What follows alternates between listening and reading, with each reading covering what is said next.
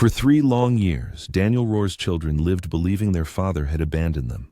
They were convinced he had lost all interest, erased them from his life, and didn't care if they called, cried, or needed his support. This poison was poured into their young souls daily, year after year, by their mother, Daniel's ex-wife Marissa. She told them, "Your dad doesn't care about you anymore. He chose his life, not you." And the children, tragically, believed her. Because when a child constantly hears the same lie, it gradually begins to sound like the truth. Daniel couldn't express the pain he felt seeing the light dim in his son's eyes during their visits, or how his daughter stopped running to hug him after school. Caleb, his boy, once begged his father to take him fishing every Saturday. He would sit on the edge of the pier, beaming with happiness as he reeled in his catch, shouting, "Look, Dad, I did it!" Now, he could barely look his father in the eye.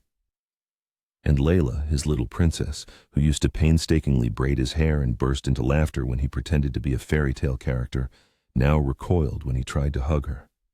Their hearts had been turned against him, not by their own will, but by the lies whispered into their ears. The culmination of this tragedy was Caleb's graduation night. This day was meant to be a moment of paternal pride, a significant milestone in a son's life that every parent dreams of. Daniel had saved every penny for months to give his son something meaningful. He wasn't wealthy, he worked as a mechanic, spending long hours in the shop and often coming home with hands stained with engine grease. But he never stopped loving his children and wanted Caleb to know it. However, Marissa had her own insidious plan. For years, she had belittled Daniel in the children's eyes, telling them he was worthless, and now she wanted the whole world to see it. As Caleb's name was called and he headed to the stage, Marissa leaned forward in her seat and said loudly enough for the entire row of parents to hear, "His father is too poor to even buy him a gift." Daniel felt hundreds of eyes turned toward him. Some immediately looked away with pity in their faces. Others shook their heads in contempt. The humiliation burned in his chest. Every muscle in his body screamed for him to get up and leave, to flee this shame, to hide from the judgment. But he resisted the impulse. He rose and walked toward the stage. With each step, the hall grew quieter, as if everyone held their breath, expecting him to confirm Marissa's words. When he reached the stage, he had nothing flashy, no shiny box, no expensive gift bag, no bouquet of flowers. In his hands, he held only a simple white envelope. Caleb looked at him in confusion as Daniel placed the envelope in his hands. And at that moment, as Marissa smirked maliciously in the crowd and the audience held its breath, his son opened the envelope. What he found inside was not money or a gift card. It was something far more valuable, something that revealed the truth Daniel had silently screamed for years. This moment became a turning point. The lies crumbled, the poison lost its power. The entire audience, every person who had pitied Daniel, saw the true face of a father's love that refused to be broken. This is the story of how Daniel's ex-wife tried to destroy his bond with his children, how she almost succeeded, and how a single envelope on the most important day of his son's life brought his family back to him. Before everything fell apart, Daniel Rohr was a simple man living a simple life.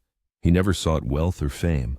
Above all, he cherished his family. He wanted to be a father his children could rely on. He worked as a mechanic, and though his pay was modest, the pride he felt providing for his family was immeasurably greater than any fortune. His hands were always rough, stained with oil and grease, but when he returned home in the evening and his children rushed into his arms, he felt like the happiest man in the world. Back then, before the divorce, Caleb was 13 and Layla was 10. Caleb admired his father. He would sit for hours in the garage, his legs dangling from a stool, watching Daniel tinker with engines. He asked countless questions about tools, about how cars worked, and Daniel never tired of answering them. He remembers one evening his son looked at him and said, "Dad, when I grow up, I want to fix cars like you." Daniel kept that moment in his heart like a precious treasure, a treasure of the heart. Layla, his radiant daughter, emanated light. Her passion was drawing. At the kitchen table, armed with brushes and watercolors, she transformed paper into a kaleidoscope of rainbows and flower fields. Her brush often depicted her father, mother, and brother Caleb, holding hands and beaming with smiles. Sometimes, contrary to reality, a dog would appear in her paintings, which the family supposedly needed. "Someday, Daddy, I'll draw us with a puppy, and we'll definitely get one," she would say. Her father would laugh in response, "Maybe someday." Back then, it seemed their family hearth was unshakable. But love, alas, can be fragile if its roots are steeped in bitterness. The marriage with Marissa had cracked long before the official divorce. She had once captured his heart with her beauty and charm, but the years seemed to have carved ice from her soul. Disagreements grew sharper, and the atmosphere colder. She wanted more: money, recognition, everything her husband couldn't provide. She grew to hate the life they had built together. What he considered well-being, for her, became a cage. After the divorce, she gained primary custody of the children. Daniel was crushed, but vowed he would never disappear from their lives. "No matter what happens, I'll always be there," he assured them. At first, it seemed everything could be overcome. The children visited him every other weekend. The house felt empty in their absence, but those 2 days were filled with laughter, games, and heartfelt conversations. However, over time, something began to change. Phone calls grew shorter, Caleb found reasons not to visit, and Layla stopped sharing news about school projects. To his questions, they would only shrug or turn away. He felt them slipping away, not understanding why. Soon, sharp remarks began to appear. One day, Caleb declared, "Mom says you're too busy to care about us." Layla whispered, "Mom said you have a new life now, and we're just extra." These words twisted his heart with pain. It became clear what was happening. Marissa was poisoning their souls. She sought to convince them that their father had abandoned them, that he no longer loved them. During a frank conversation, he asked, "Why are you lying to them about me? They're children. They don't deserve this." In response, a cruel laugh rang out. "I don't need to lie, Daniel. They see who you are. You're broke, boring, and hardly ever in their lives. They'll figure it out themselves." These words cut deeper than a knife. Daniel tried his best. He wrote letters every week. Even if they went unanswered, he called. Even if no one picked up, he attended games, sometimes sitting alone in the stands while Marissa whispered to the children not to greet him. His mother, Evelyn, tried to support him. "Don't give up, Danny. In time, they'll see the truth." His brother Jonas was less peaceable. "She's turning them against you. You can't just stand by and watch this happen." But what could he do? Fighting too aggressively could lead to losing the few moments he spent with his children, while silence allowed the poison to spread. By Caleb's graduation, Daniel felt like a stranger. His son spoke politely but without warmth, didn't laugh at his jokes, and didn't share his dreams. Layla followed suit, remaining quiet and distant. When interacting with her father, she always kept her head down. It seemed the bond they had once built was crumbling before his eyes, and there was no way to stop it. Graduation day was approaching, and Daniel decided that, no matter what, he would be there. He saved every dollar, not for something showy, but for something meaningful. He wanted to give Caleb a gift that would show he had never stopped loving, caring, and trying. He didn't know that Marissa planned to use this moment to break him once and for all. She wanted the world to see him as worthless, for the children to see him humiliated, and she almost succeeded. The last few months before Caleb's graduation were a true ordeal for Daniel. Every phone call turned into a cry into the void. When his son did answer, his words were dry, polite, but detached, as if he were talking to a stranger. "Yes, Dad, everything's fine. School's good. Football's fine too." Then came an awkward silence, followed by a brief, "I have to go." Talking to Caleb felt like communicating with a cold wall that had once been his son. The situation with Layla was no better. She intentionally avoided her father's calls, and when they did manage to meet, she would sit across from him, arms crossed, staring at her phone, as if counting the minutes until the visit ended.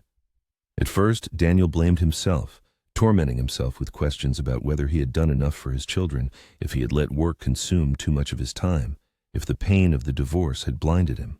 However, deep down, he knew the reason lay with another person, Marissa. The children's careless slips of the tongue only confirmed his suspicions. One evening, Caleb accidentally said, "Mom said you didn't even try to get custody because you didn't want us." Daniel's heart clenched with pain, but he tried to maintain a calm tone. "That's not true, Caleb. I fought for you with all my might. The court made that decision, but I never stopped wanting to be with you. You are my son, and you always will be." The boy merely shrugged, turned away, and mumbled, "Mom says otherwise."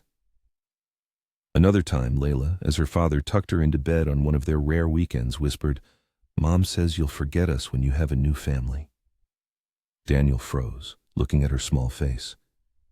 "Layla, listen to me," he said, holding her hand tightly. "I could never forget you. You and Caleb are my heart. No new family could ever replace you." The girl didn't reply, just turned on her side, pressing into her pillow. Daniel understood that the poison of lies had deeply penetrated her soul. Evelyn, Daniel's mother, saw what was happening. One evening, she sat with him at the kitchen table, warming her hands around a cup of tea. "Danny," she said softly, "she's poisoning their minds with lies, but love can survive. Don't let her take away your hope. Keep visiting them, keep writing to them. One day, they'll see the truth." Jonas, Daniel's brother, was less peaceable. One Saturday, he came to the garage where Daniel was wiping grease from his hands and exploded, "Are you just going to take this? She's brainwashing your kids and you're standing here changing oil like nothing's happening. Fight her, Danny. Sue her again. Don't let her win." Daniel slammed the car hood shut and replied, "What do you think I'm doing? I've spent all my money on lawyers. The system doesn't care. All I can do is keep trying, keep visiting them." Jonas just shook his head in disappointment. He didn't understand the fine line Daniel was walking. One wrong move, and he could lose even the small opportunity to communicate with his children that he still had. The closer graduation day came, the heavier the silence became between Daniel and Caleb. He had dreamt of this moment for years, imagining his son walking across the stage and him cheering him on, telling him how proud he was. But now he didn't know if his son would even grant him a glance. Nevertheless, he continued to save money, every spare dollar. He wanted to give his son something meaningful, something that would prove he had always been there, even when his son thought otherwise. Soon, rumors began to reach Daniel. Other parents reported that Marissa was talking about him loudly and extensively. She spread lies that he was broke, pathetic, and would only come to graduation to embarrass Caleb. One mother from the football team pulled him aside and whispered, "Daniel, I don't know if you're aware, but Marissa is telling everyone you can't even afford to buy Caleb a gift. She says you'll come empty-handed." Daniel's stomach churned at these words. Marissa was preparing to humiliate him not only in front of his children, but in front of the entire town. The night before the ceremony, Daniel barely slept. He sat at the kitchen table, staring at the small white envelope he had prepared. Inside lay the letters he had written over the past 3 years. Letters he had written to Caleb every week. Letters that had been returned unopened and stacked in a drawer, like tombstones of a relationship suffocated by lies. He had kept every single one. He wanted his son to see them, to understand that his father had never stopped writing, never stopped trying, never stopped loving him. Daniel had imagined this moment hundreds of times. Would his son throw the envelope away? Would he laugh in his face? Would Marissa snatch the letters from his hands and tear them to shreds? The uncertainty tormented him. But inaction was even worse. If this was the only chance he had left, he had to take it. On the memorable morning of graduation, he donned his best suit, though it showed the wear of time. His shoes gleamed like mirrors, reflecting the resolve etched in his gaze. He stared intently at himself in the mirror, as if challenging his reflection. You will not back down. You will not hide. Whatever she says, you are his father, and he deserves to know the truth. Entering the auditorium, he felt Marissa's heavy gaze upon him. She sat in the front row, the embodiment of flawlessness, with a smile as sharp as a razor. Parents surrounded her, exchanging whispers and quiet laughter, casting glances his way filled with pity or disdain. He held his head high, but his heart pounded fiercely in his chest, as if anticipating a storm.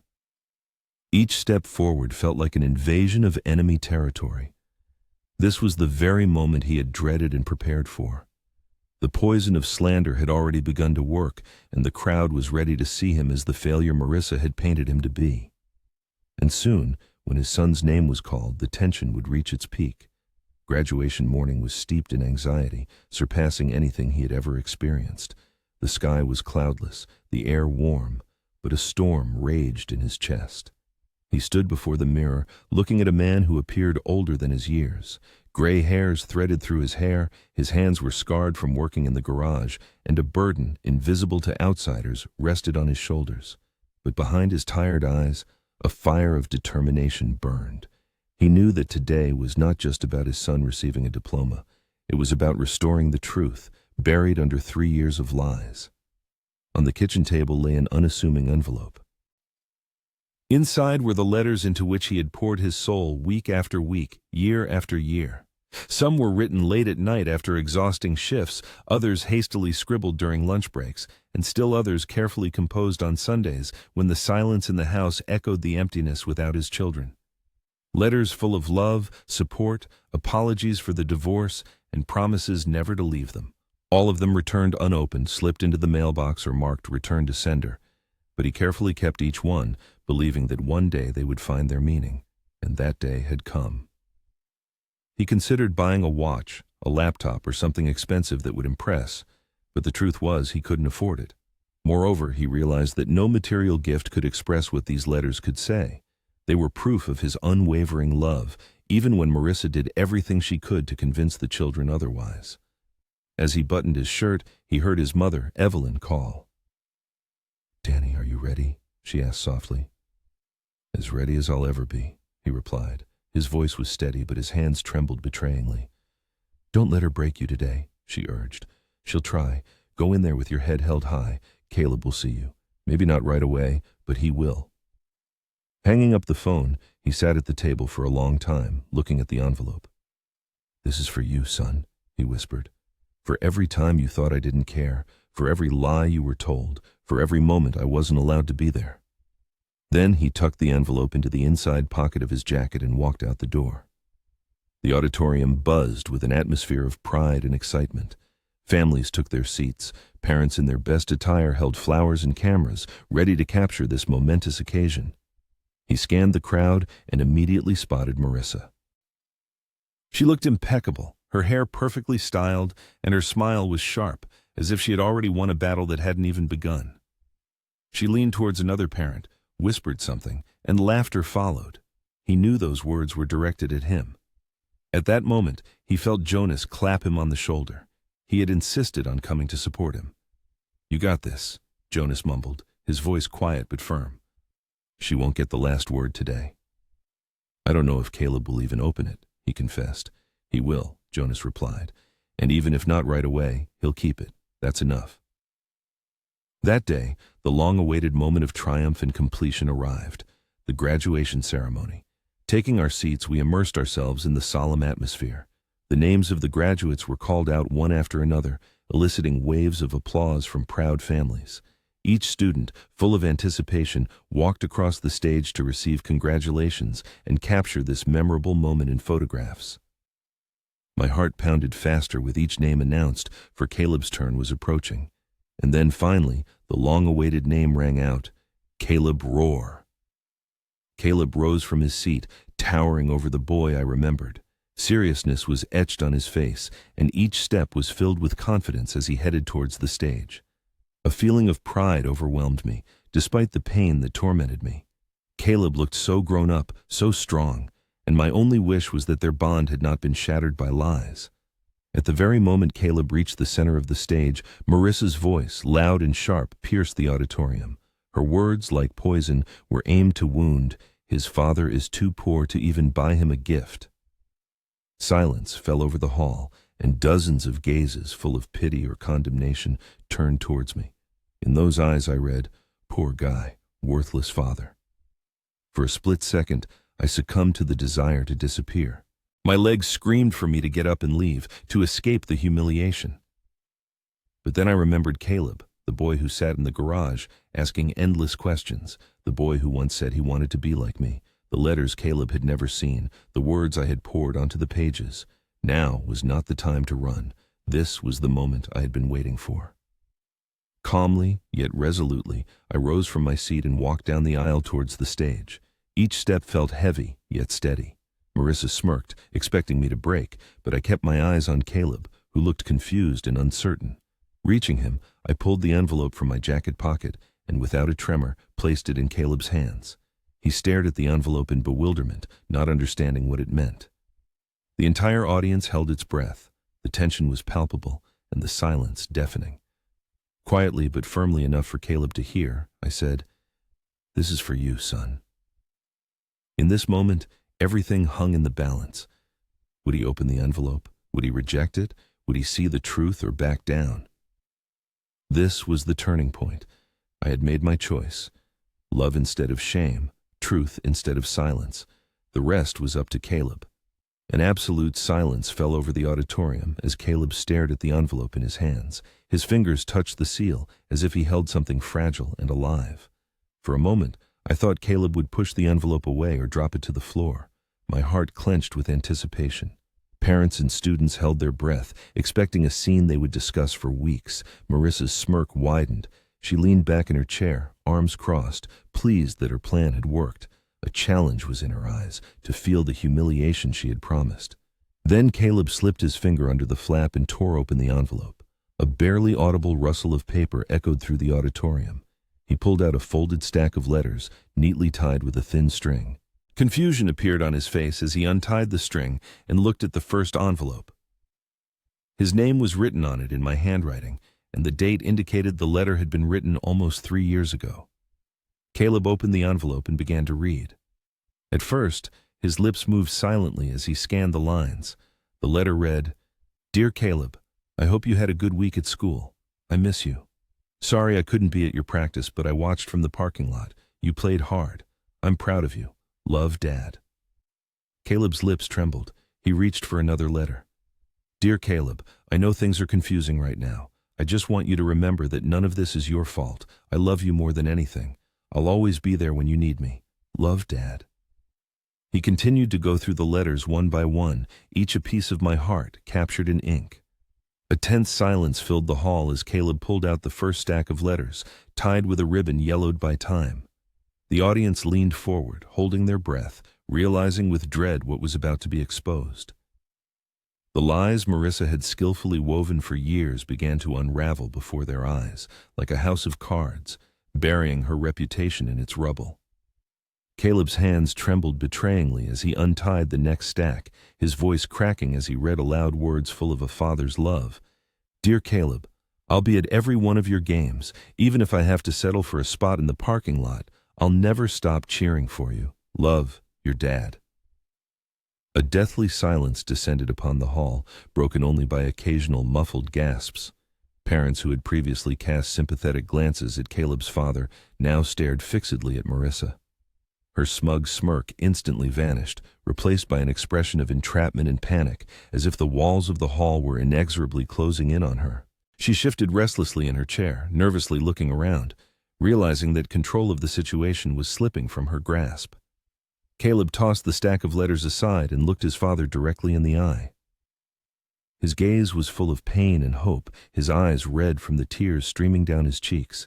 He whispered loudly enough for his father to hear, "You wrote all this. You never stopped."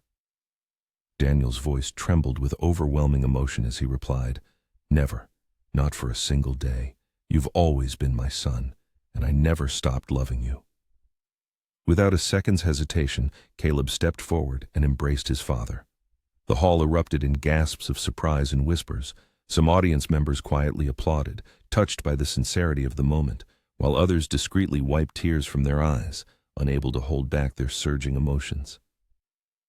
On the stage, before hundreds of people, the son hugged his father so tightly, as if he wanted to make up for all the lost years, to fill the void created by lies and misunderstanding. Out of the corner of his eye, Daniel noticed Layla in the audience, her hands covering her mouth, her eyes wide and full of tears. She suddenly sprang from her seat, her chair scraping loudly across the floor, and rushed to the stage. Pushing through the crowd, she climbed onto the stage and threw herself into the embrace of her father and brother. "Daddy, I didn't know," she sobbed, choking back tears. "Mom said you didn't care, but it's not true. You always cared." Daniel gently kissed the top of her head and hugged both his children tightly, as if afraid they would disappear from his life again. "I always cared. I never stopped thinking about you. You were never forgotten." There were no more pitying glances in the hall. Everyone present witnessed the truth, witnessed the collapse of lies and the triumph of a father's love that overcame all obstacles. Marissa abruptly rose from her seat. Her face was flushed red with fury and humiliation, her eyes flashing. Grabbing her purse, she muttered something venomous under her breath and stormed out of the auditorium, as if fleeing imminent doom. The same parents who had previously eagerly listened to her gossip and supported her lies now turned away, avoiding her gaze, as if fearing to be tainted by her disgrace. Her power over the situation, her control over others' opinions, instantly evaporated. Caleb pulled away slightly from his father and looked him in the eye. There was firmness in his voice, but it was filled with emotion. "I thought you gave up on us. I thought you didn't care, but you never stopped," he said, his voice cracking. Daniel nodded, wiping tears from his son's face, and replied, "I never stopped, son, not once." In that moment, everything changed. Years of estrangement, sleepless nights full of unanswered questions, returned letters. All of it was washed away by a wave of truth that now lived in Caleb's hands. He knew, Layla knew, and for the first time in years, they looked at their father not as a stranger, not as the man their mother described, but as their own father. The principal, deeply moved, cleared his throat and quietly announced, "Ladies and gentlemen, let us continue with the ceremony." But not a single person in that hall would ever forget what they had witnessed. No diploma, no speech, no award could overshadow the sight of a son and daughter reuniting, discovering their father's unwavering love. As they descended the stage together, Caleb still clutched the stack of letters tightly, as if afraid they would vanish if he let go. He leaned into his father and whispered, "Thank you for never giving up." Daniel squeezed his shoulder in return and said, "Thank you for opening that envelope." As they exited the auditorium, the air felt different, fresher and cleaner. For 3 long years, Daniel had carried the burden of being considered a ghost in his children's lives. But on this day, truth cut through the fog of lies and distrust. Caleb walked beside his father, pressing the stack of letters tightly to his chest, as if it were the most precious treasure in the world. Layla held her father's hand, clinging to him as she hadn't done since she was a little girl. The parking lot buzzed with happy families, taking photos, hugging, and celebrating this momentous occasion. Parents gave their children flowers and gifts, graduates posed in their caps and gowns, and the air was filled with laughter and joy. Yet, in their small corner of this bustling parking lot, the world seemed frozen in time. Caleb turned to his father and quietly said, "I don't know how I can ever make up for all the lost years when I doubted you." His voice trembled, and for the first time in many years, he allowed his father to see the boy who had once completely trusted him and loved him with all his heart. He trusted me. I reassuringly touched his shoulder. "You have nothing to make up for, son. You were caught in the middle of something you didn't choose. It's not your fault. What matters is what we have today, and what we'll have tomorrow, and every day after." Layla looked at me, her eyes red from tears, and whispered, "It's so hard knowing I believed her." I knelt down so our eyes met. "You just trusted the person who was there with you every day. You had no reason to doubt her words, but now you know the truth, and that's what's most important." She wrapped her arms around my neck and whispered, "I love you, Daddy." Those words made my knees weak. I had longed to hear them again for so many years, and now they were real. Later that evening, we gathered at my mother, Evelyn's house. She had prepared a lavish dinner, claiming such a day deserved a special celebration. The aroma of roasted chicken and freshly baked bread filled the kitchen as we sat around the table. Evelyn discreetly dabbed her eyes with a napkin, looking at Caleb and Layla. "I always told you," she said softly, "love always finds a way."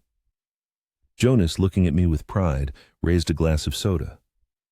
"It's about time these kids realized what kind of father they have," he said. He wasn't one for sentimentality, but I saw genuine pride in his eyes for me. Caleb unfolded several letters and spread them on the table. He reread them, this time aloud so everyone could hear.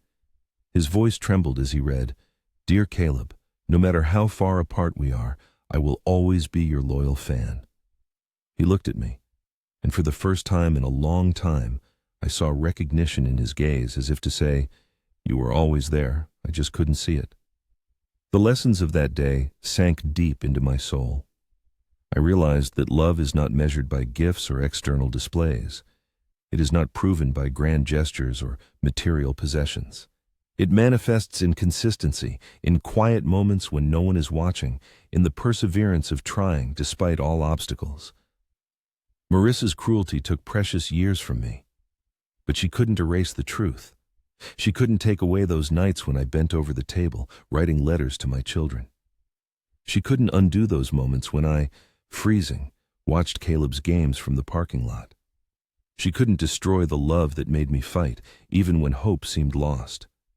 And when the truth finally came out, her lies collapsed under the weight of their own falsehood. I won't claim that healing happened instantly. Trust takes time to rebuild. In the weeks that followed, Caleb and I had long conversations, sometimes painful, sometimes tearful, but always forward-looking. Layla started visiting more often, bringing her drawings and sometimes asking me to sit with her while she created. Gradually, the wall between us crumbled, and in its place grew something stronger than before. Society didn't forget what happened either. Parents who once looked at me with pity now offered respectful nods when we met in town.